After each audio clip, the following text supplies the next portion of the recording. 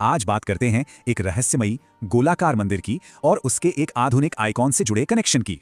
देखिए, भारत का पुराना संसद भवन लोकतंत्र का एक मशहूर प्रतीक है, पर इससे भी सदियों पुरानी एक बिल्कुल ऐसी ही दिखने वाली इमारत है।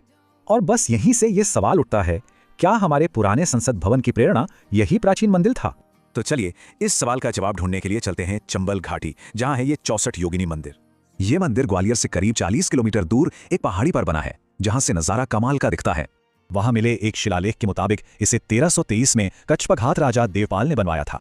और इसकी सबसे बड़ी पहचान इसके 64 कमरे जो एक बड़े से आंगन को चारों तरफ से घेरे हुए हैं। इसकी बनावट भी कमाल की है, गोल है, छत नहीं है और पत्थर ऐसे जुड़े हैं कि गारे की जरूरत ही नहीं पड़ी। तो सवाल यह है कि आखिर ये 64 योगिनियां थी कौन जिनके लिए ये मंदिर बना?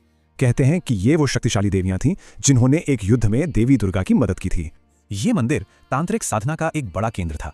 इसका गोल डिजाइन ब्रह्मांड की ऊर्जा से जुड़ने में मदद करता था। लेकिन सिर्फ धर्म ही नहीं, इस मंदिर के डिजाइन का एक और गहरा मतलब है। सोचिए, 64 बराबर कमरे, ये बराबरी और सबकी मिलीजुली ताकत को दिखाता है।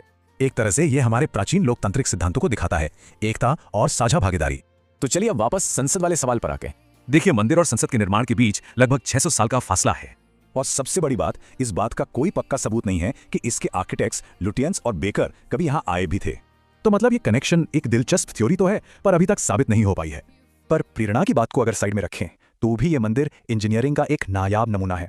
ये मंदिर एक सीस्मिक जोन में है, फिर भी सदियों से भूकंपों को झेलता आया है। कमाल की इंजीनियरिंग है। तो ये मंदिर सिर्फ अनोखी वास्तुकला ही नहीं, बल्कि हमारी आध्यात्मिक परंपराओं और इंजीनियरिंग का भी बेमिसाल प्रतीक है। तो आखिर में सवाल यही बचता है, प्रेरणा हो या संयोग, हमारी इमारतों की ये समानताएं इतिहास के बारे में क्या कहती हैं?